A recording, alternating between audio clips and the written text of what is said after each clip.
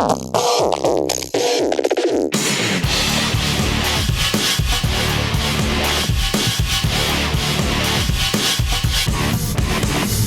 day, everybody, and welcome to Back of the Shelf, a podcast about board games, card games, and trouble in the counties.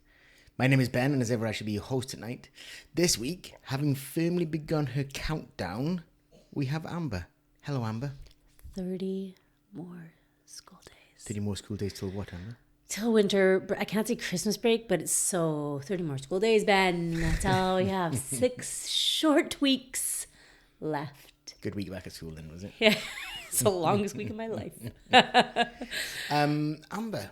Ben. You haven't played many games this week, have you? No. I'm very sorry about that. Thank you. Feel bad for me. You have been invited to a few things. I know. I just can't do it. I just can't do it. So unfortunately, you only played one game. Yes. You and I. And it was shite. Played. sorry. Too soon for that. Spoiler alert.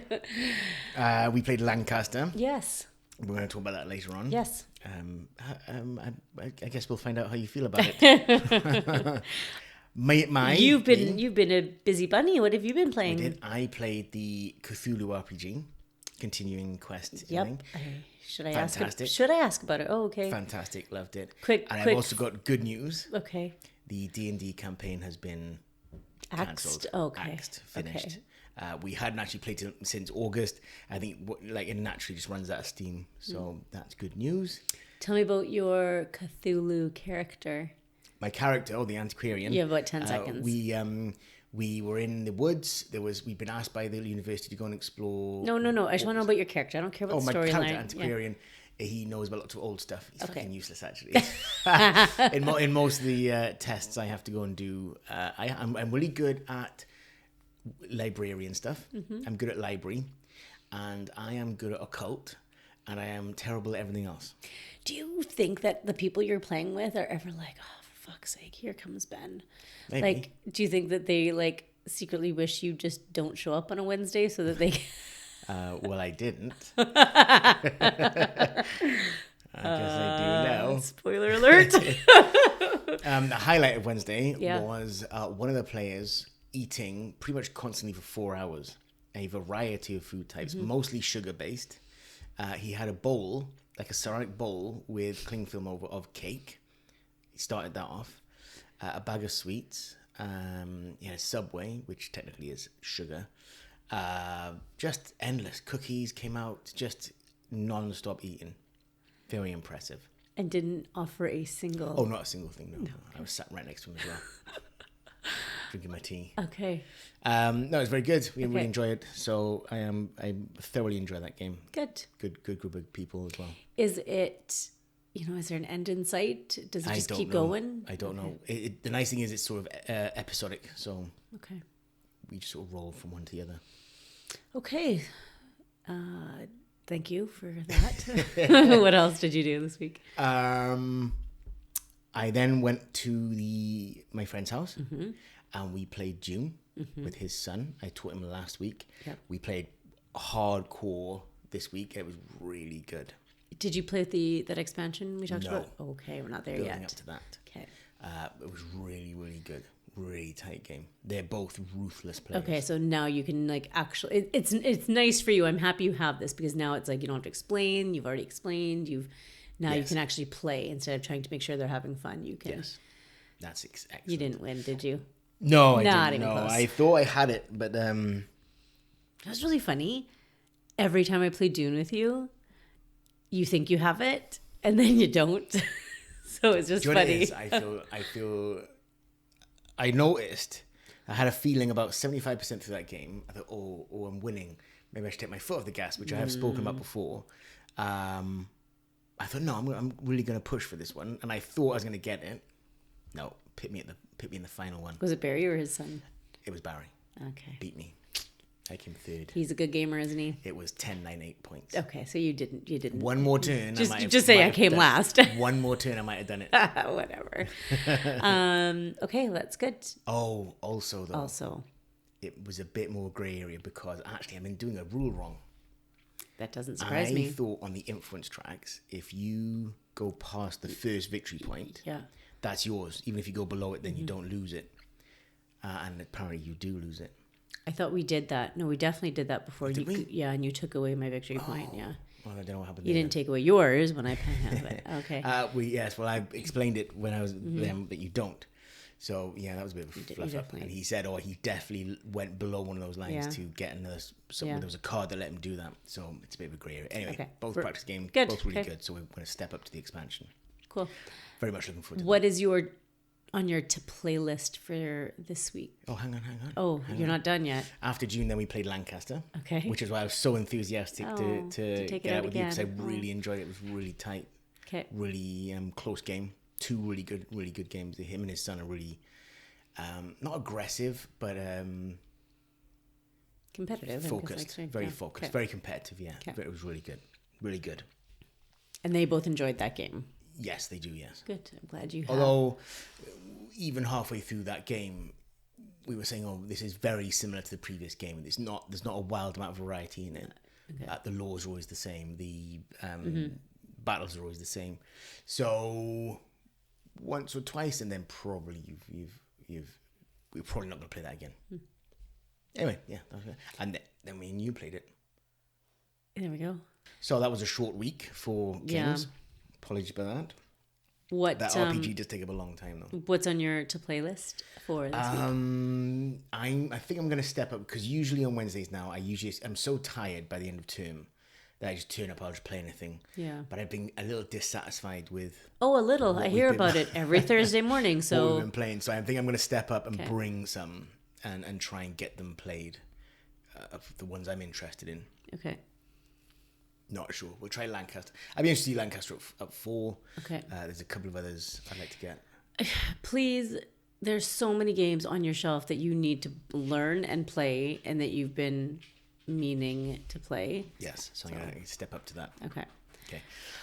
Just a side note, we are still in the kitchen. My special man shed is not yet built. We are in, as you can hear, we're in Gwen's domain. She is barely tolerating us. Yeah, she's just moving around sighing. Please excuse her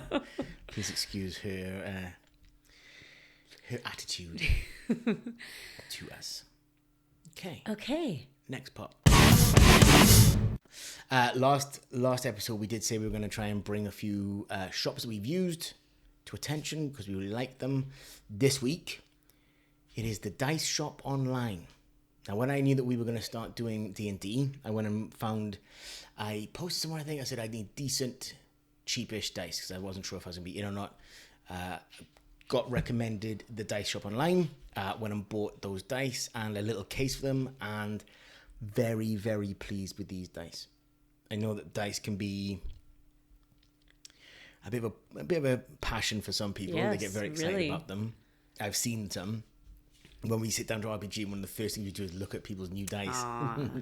But these are tried and tested. Nothing flash, just really solid, really nice dice. Very happy with them. And the case is lovely as well. It is. So is now a good time to tell you that I bring them to school and I use them for probability with my students, because they didn't believe me that dice could be different shapes and sizes. They are actually quite lovely. Yours are green with gold. Mm-hmm. There's a little bit of like sparkly bits in there. These are cute. We will share a link and some photos on the socials. Lovely. They're very nice. I kind of just want dice. I don't want to... You and a great many people. Just to have. Mm-hmm. There are some really nice dice out there. Yeah, I'm not interested in playing the games that go with it. No, you're not. No. One time, me and Amber did... When our daughter started showing interest in... any sort of gaming, really, and I said, "Well, do you want to try this role-playing gaming?" She said, "Yeah, we'll try that." And I read very, very simple rules. It was quite simple, like, what would you do in this situation? And I sat everyone down, explained rules, took about 10 seconds, and we went off, and my daughter was so excited. She was so into it. She said, "Yeah, I'll go do this, And I said, "Right, Amber, what are you going to do?" Ooh, that did not go well. Do you remember what you said? I don't remember. It wasn't good. Well, what is this? What are we doing? Why are we doing this? It was just so silly. There you go. That's it. Okay. And to each their own. That's fine. Okay. So the Dice Shop Online. If you very happy with them. Yeah. If you need some locally. Yes, they are UK based. Fantastic dice shop. Great. Okay. Amber, We're here for tell me there's a quiz. I don't remember what you call it anymore, but I'm going to stick with the knowledge pump. Nope, just the bots quiz. The bots pump. Okay, here we go. Using the word pump. As we are doing Lancaster this week, and I like to keep the theme similar to the game. Don't make me sound stupid. Okay. This week, I'm going to find out about your knowledge about English monarchy. Exactly. I'm going to read a name, and you're going to tell me if they were a real English monarch, British monarch. Okay. Or is that fake? Okay? Okay. First one. Dickie Perry. That's the guy who owns the petrol station down the road. First one. So not Dickie Perry. Not Dickie Perry, no. First one. Richard the Lionheart. Yes, that sounds very real. That is correct. As he did star in Robin Hood, Prince of Thieves. Okay. Spent most of his life in France and in the Crusades. That's what I thought, yeah. It's the same guy, very, very famous English king. Okay. Number 2, John Lackland. I'm going to give everyone a couple seconds and say not really my cup of tea, but probably real. Just kidding. Stop giving me that look. No, I'm going to stick with it. Not real. He was. Oh, really? He was the son of Richard the Lionheart, and he actually lost all his French possessions for the English crown. Okay. It was a big turning point. The royal family became more English than French. Did you actually know this before you started making this quiz? Yeah, of course I did. No, but seriously? I know all this stuff. I'm afraid of that. Yeah, I know that. Okay. Number 3, Robert Baratheon. That sounds like Game of Thrones. No, that is Game of Thrones, isn't it? Game of Thrones. Well done. You're so silly. Number 4, Okay. Edward Longshanks. Stop it. You're so dumb. No, I'm going to say probably not real. He is a real No, king. he's not. He was known as Hammer of the Scots. He was the king in that fantasy film Braveheart. You should play this quiz with Chris and see. Yeah. Okay. Okay, he was a real king. Got it. Number 5, Aragorn II. Yes. Even though it also sounds like from Game of Thrones. I'll go with yes. He is from Lord of the Rings. Oh, yeah. Same shit. We've just lost half our listeners. Yeah. Number 6, Okay. Owain ap Griffith. Well, I know that the whole ap something means son of. Owain, son of Griffith. That's correct. So I'll say yes, because it's probably somewhere in the Welsh. Or is that just your friend from primary? What is it? Owain ap Griffith is better known as Owain Glyndŵr. He was the last native-born Welsh person to hold the title Prince of Wales. Hey. Ever since then, it's been in English. I watched The Crown. Yes, there you go. So, yes, so I know. Very controversial. Finally, last one. I'm like 3. I think you're doing solid. I'm doing okay for someone who doesn't care. Finally, Charles III.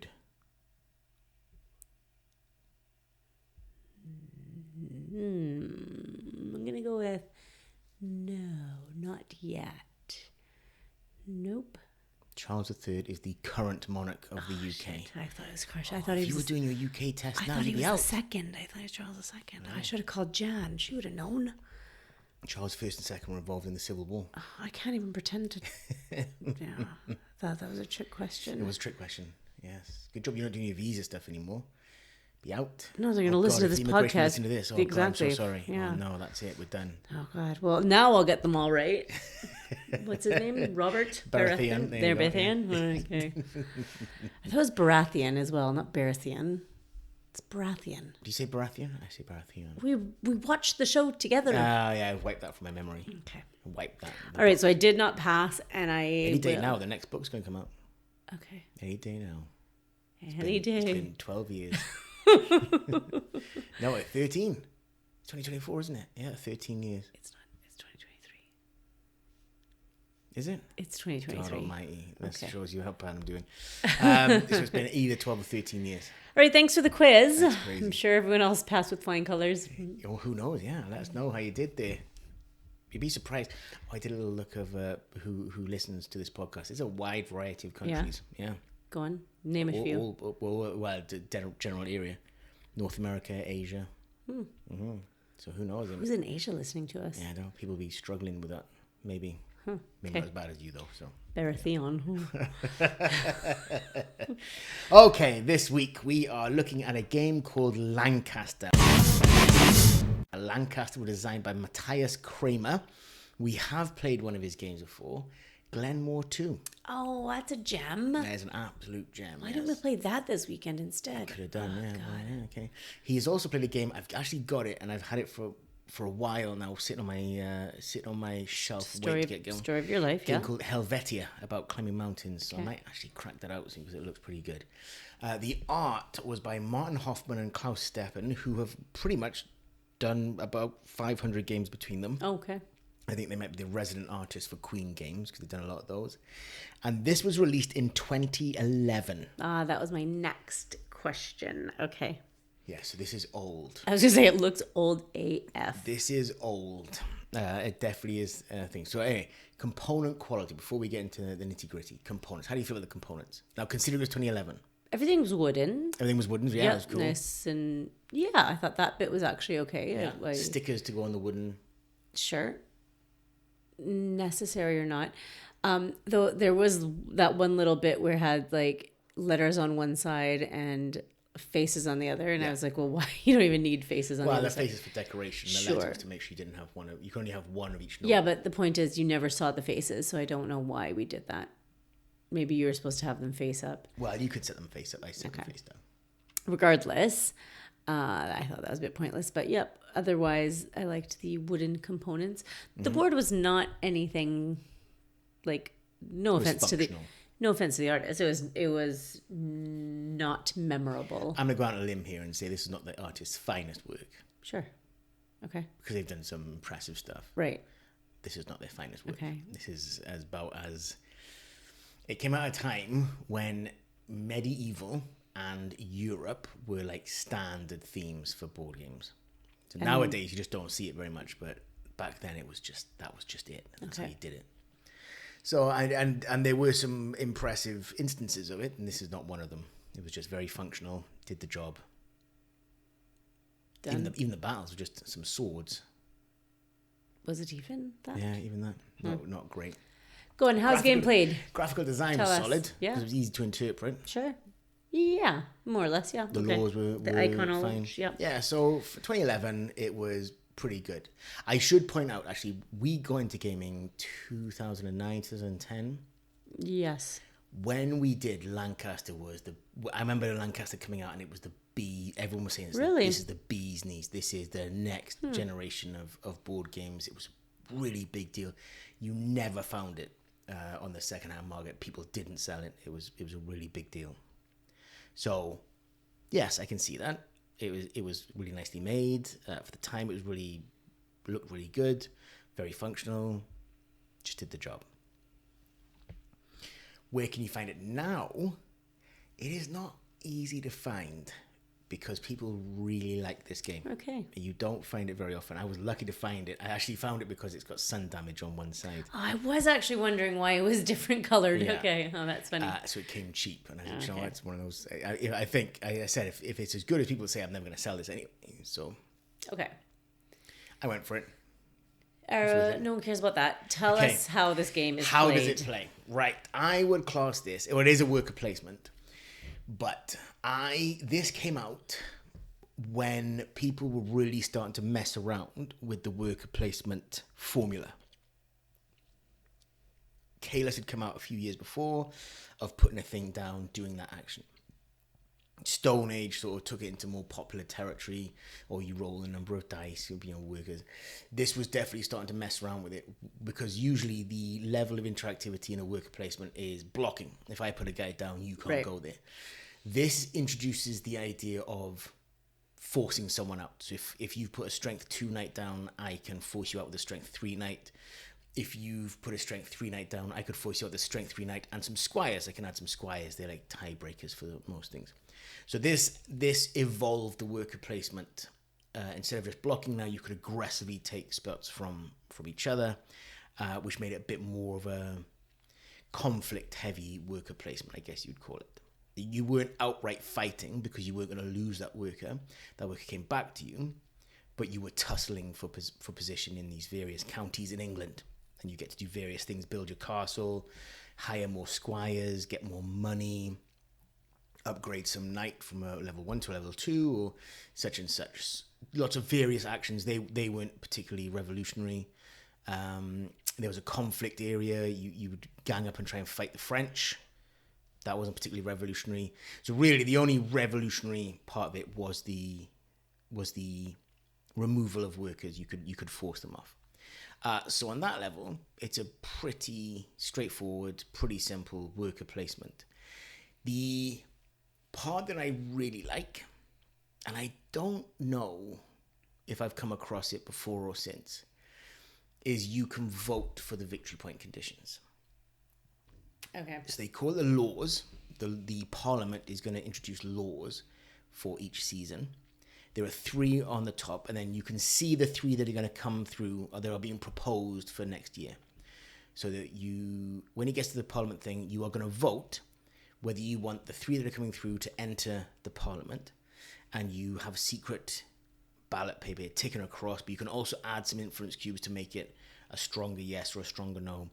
You vote to see Parliament, and if a law comes in, it will slide across and push the one that was on the left out, and that's done. And then once you've done the 3 proposed laws, whether they're yes, successful or unsuccessful, they're all gone. You then score those laws that are across the top. Really like that. And let me. We're now at a point where we could probably ask you what you felt about the game. Well, I was going to ask, what was the voting like with 3 players? Because when it was just the 2 of us, I could kind of work out which ones you were going to vote yes or no for. And then you would use your extra cubes. And then I kind of worked out, how many cubes you have left and how many I have. And so I could easily sway the vote if I needed to. But so playing with 3 people was a little bit more exciting. Yes. Yeah. A little bit. Everything was a little bit more exciting. Maybe. I think it's fair to say that the 3 player with people who were aggressively playing the game, this game was excellent. Loved okay. It. Really. Because I did try to play aggressively for a bit, as far as pushing you out a few times, but then I felt like there's just enough spaces that I didn't need to push you out. Yeah. I could just do my own thing and whatever. For me, I guess I didn't think it was super exciting. You said, we've played this in the Czech Republic, and I did not remember it. You had it out, and that probably tells us all we need to know about your feelings. Well, it was just, there just wasn't enough. I was trying to think last night, as I was playing, I was like, yeah, it's fine. We're going through the motions. That's what it felt like. By 3/4 way through, we were just going through the motions. Yeah. And it wasn't very tense. And I was trying to work out how I could really smash you. Mm-hmm. So I just made sure that happened. No, you did win the I did. Yeah. It was fine. I just think that we have other games that I enjoyed. Do you want to play it again?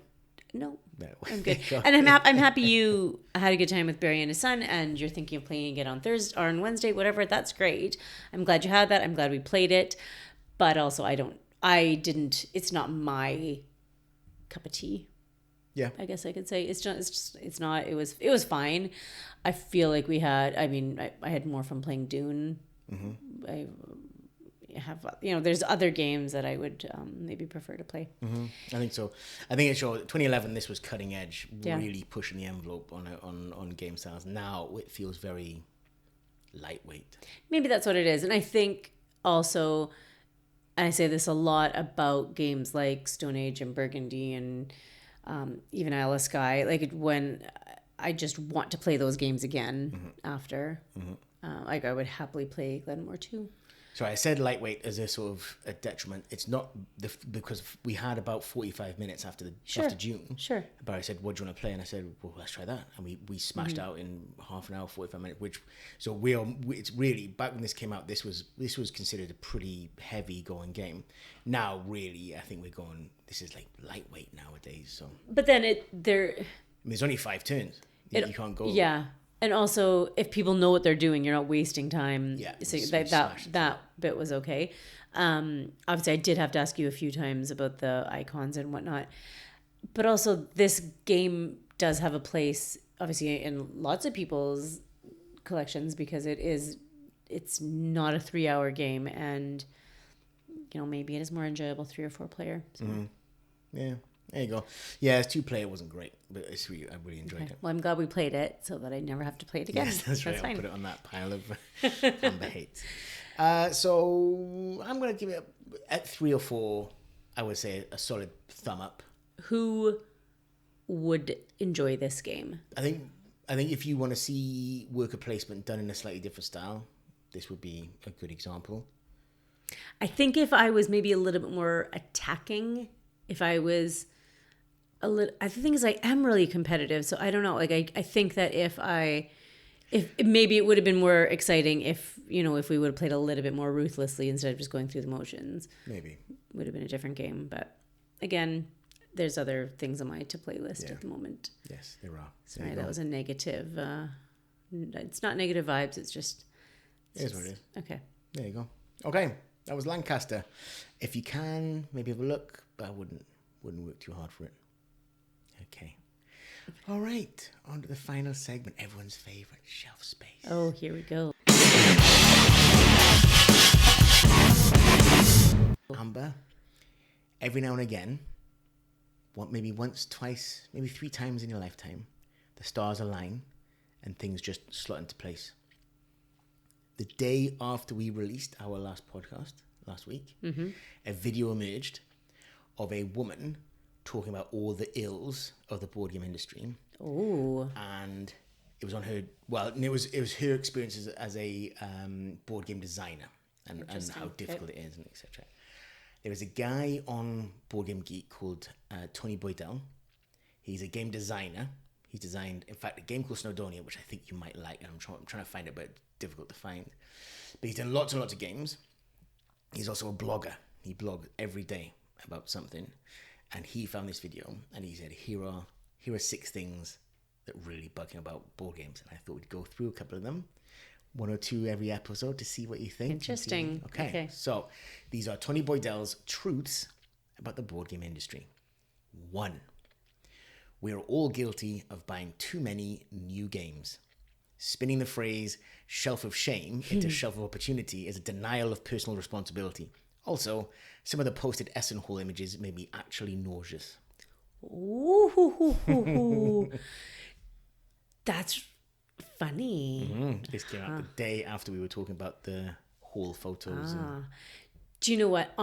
Slightly on that note, we were just talking yesterday about Gerald going to the board game garage sale, and I was so jealous. Let me tell you the but story. I also don't know what he even found In there. the excitement, I had actually forgotten how this worked, and he had to remind me, and I do remember now. About a month ago, a guy posted on Facebook. He was having a garage sale. He was not posting. He couldn't be bothered with that. He was just open his garage. If you turned up, you'd get bargains because he said he's got loads of games to get rid of. Turns out it was a family member or something. Was a board game reviewer, was just getting sent these games all the time. Sadly, he passed away a little while ago, and they were sitting in the garage, and the guy said, right, just need to get them gone. Yep. So I clicked on it, and I said, I messaged him. So, yeah, whereabouts are you? And he goes, 5 minutes where friend of Bots, Gerald, founding member, lives. I said, Gerald, 5 minutes from where you live. He heads down there. Bishop Roche gets in there, gets all kinds of wonders. Do you think he got El Grande? No chance. And I had actually forgotten that because when he started posting, I was like, oh my God, Gerald, this is amazing. Where's this? And then he said, oh yeah, remember that thing you said? I'd forgotten, yeah. Would have been worth the trip. Yeah, I was like, oh yeah, if I'd realised what was going to be there, it might have popped up. Anyway, yeah, so he was very excited to do all that stuff. But anyway, they were, of course, second-hand games, not new games. Okay. Tony Boydell reckons we are buying too many new games. But then, this is tricky because...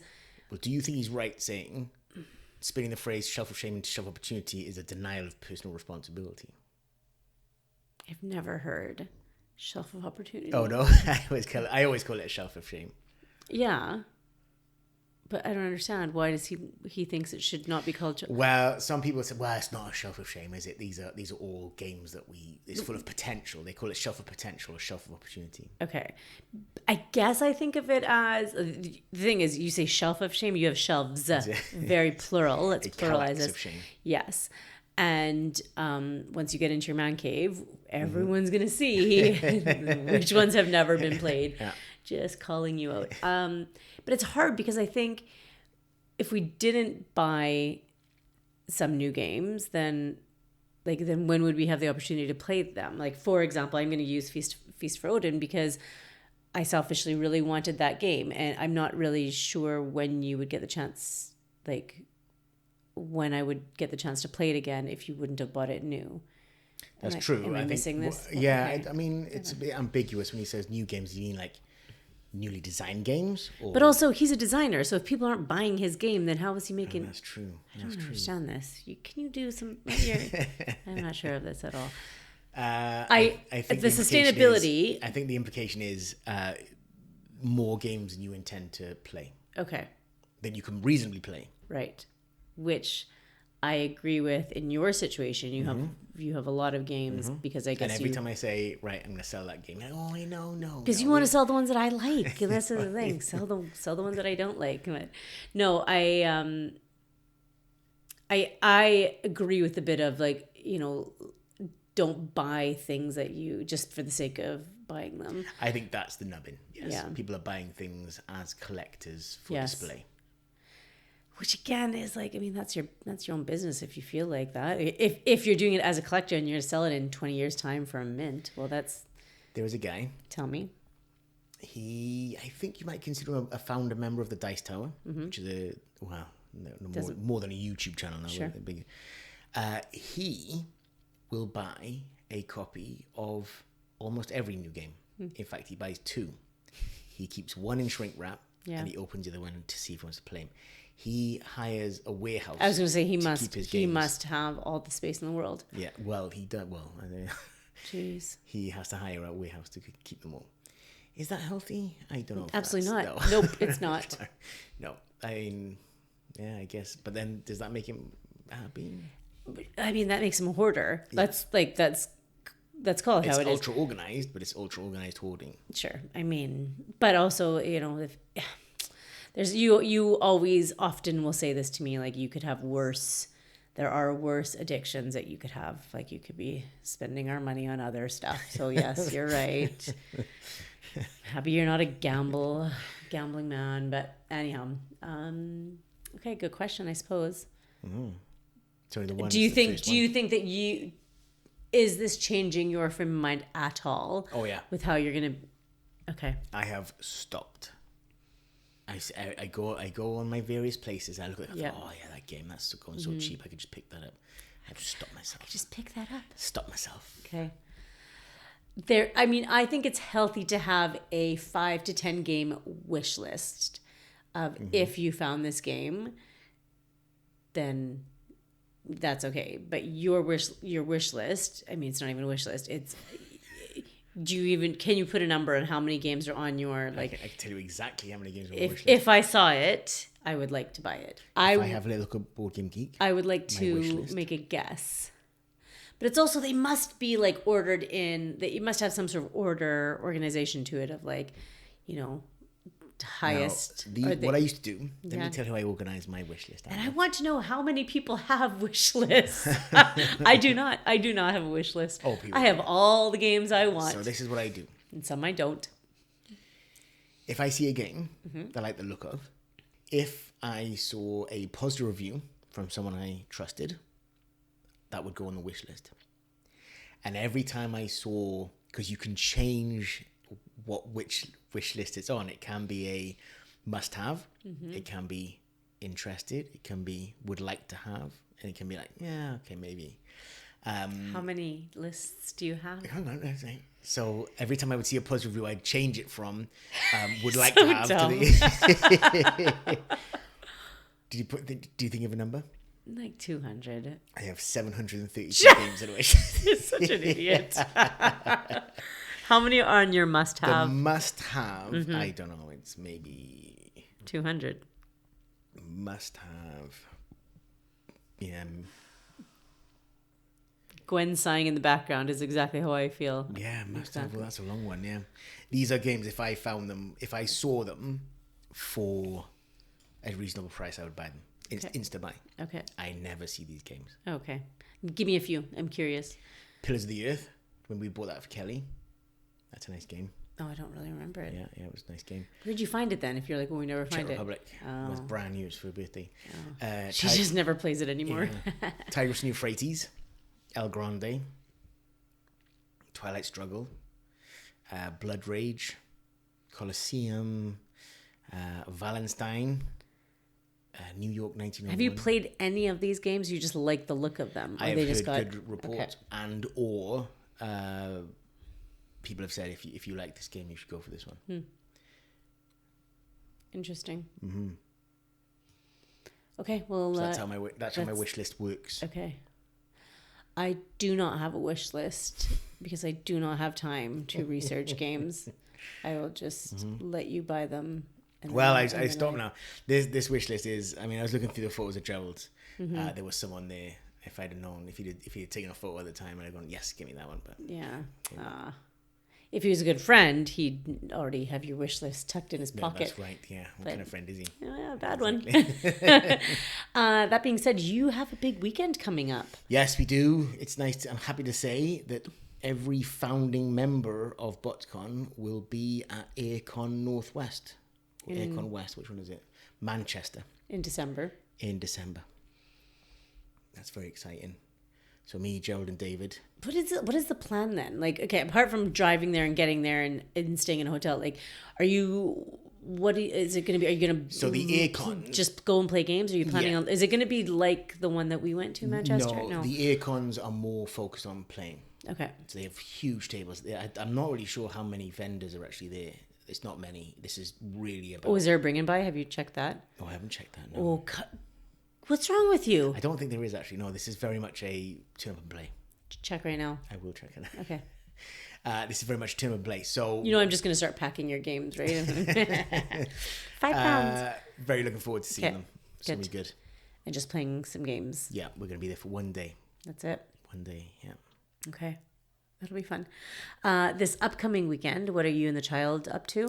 We are going to Bristol, to the Bristol Comic Con and Gaming Festival. Okay. Is there Sunday. Is there going to be any gaming there? Like, when you say gaming, is it... Details are hard to find. Okay. You definitely have tickets, though? I think we have tickets, yeah. Okay. Been reminded. So we're going to that. Okay. She continues her cosplay adventures. Mm-hmm. Bigger balls than me. Why don't you wear the little elf ears and then just pretend you're dressed? Could do, yeah. That would make her happy. In my jeans and... Yeah, flannel shirt. People would be like, "Are you Wolverine?" Yes. Yeah. So that's next weekend. Okay. So yeah, exciting couple of months coming up. Wow. And I'm just counting down the days. Okay, cool. I am still interested. Do you remember we talked about something in Scotland, going to... Tabletop Scotland. Yeah. Mm-hmm. I'm a little bit interested That's in a that. long way away. You need to do your first con before. Manchester didn't count because it wasn't very good, so... Okay. I just want an excuse to go to Scotland. Oh, okay. Yeah. It's fine. It's a long way to go for that. I mean, we wouldn't be... We'd go for... God, you just ruin everything. Fine. Right. Okay. Amber, Ben, can you tell everyone where they can find us? Absolutely. There is a Facebook group. Oh, you're starting that way, are you? Yeah. Okay. Where would you like me to start? Instagram has the Nah. Just go to Facebook. Go to Facebook.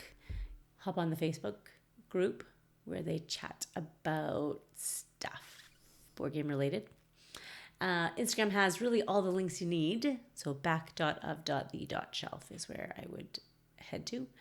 There is the Gmail account, backoftheshelfpodcast@gmail.com. There's a guild. There is. What's happening on the guild? Well, it used to be there was Alistair used to write great big essays.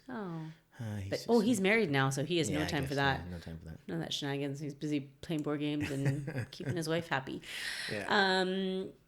By buying her board games, I guess. Yeah, I wonder what people play. wonder what people play with their spouses. Do you remember that lady that I met last week who I want to play games with, but she didn't really want to play with me? Oh, yeah. Yeah, maybe I should become friends with her. He was there on Saturday. I was going to mention it, but no, Wednesday, sorry. Yeah. But yeah, he saw me and turned around and walked away. So clearly he doesn't want to play, but that's fine. I will find a friend. Actually, next weekend there's something is it in Tembe? There's a... Oh, yes. Sorry, yes. There is a Tembe Gaming Festival, which we were very excited for, but then I got my dates mixed up and I booked the tickets for Bristol. So we won't be able to go to it. But next weekend in Tembe, if you're in Southwest Wales, 2-day event. Gaming. I might in actually Tembe. pop in if I can manage it on Saturday. There you go. Maybe I'll make a friend. Who knows? Yeah, find some friends down there. Yeah, and I think that sums up where you can find us. Yes, it does. That's A little bit of tangent tangent. there. All right. Okay. It's my pleasure. Let's make a point of playing some games this week. Yes. Something that I might actually enjoy. Yes. Okay. That's good. Yeah, good idea. Feast Road and Yeah. let's play that. Do that again. Okay, got it. All right. Okay. So it is a goodbye from me. And goodbye from me.